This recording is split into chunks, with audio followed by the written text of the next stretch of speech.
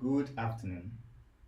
Today we are talking about a very important topic in our country, hypertension in pregnancy. This is a very important issue currently in our country because it is causing a lot of maternal mortality and perinatal losses. As we all know, about 10 years ago, excessive bleeding during pregnancy or during delivery was the most important cause of death among women in our country. We put in interventions, and now, as we all can see, it has come down a little. The same vein, now hypertensive disorders have overtaken the bleeding issue, and we are losing a lot of our women through that. Now we can see that in our country, maternal mortality is high, mainly because of hypertension in pregnancy. And it is sad to also remember that there is a vast disparity between maternal mortality in the developed world and, as compared to the developing world. And we can see in the developed world, it's about 16 deaths per 100,000 live birth, whilst in our part of the world, it's about 230.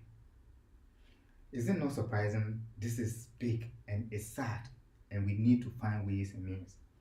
More recently, there was a study that looked into women who nearly died, but for an intervention, which we normally call maternal near miss. This was a qualitative study, and it turned out that one of the women reported and said, "When I got here, I didn't see anything.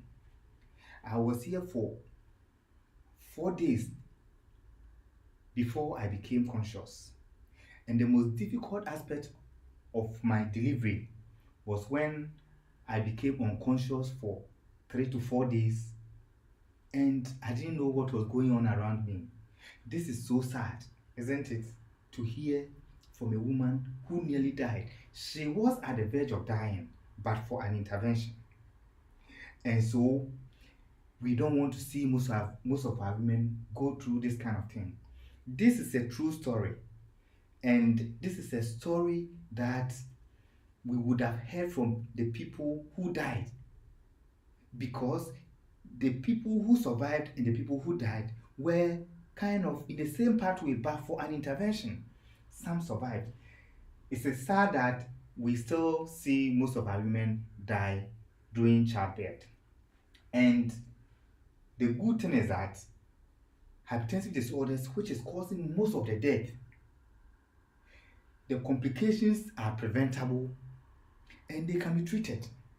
So in moving forward, there's a need for us to kind of determine or assess the burden of hypertensive disorders, find the preventive measures that are applicable to our environment here, and also be more proactive in managing our women when they have complications during pregnancy.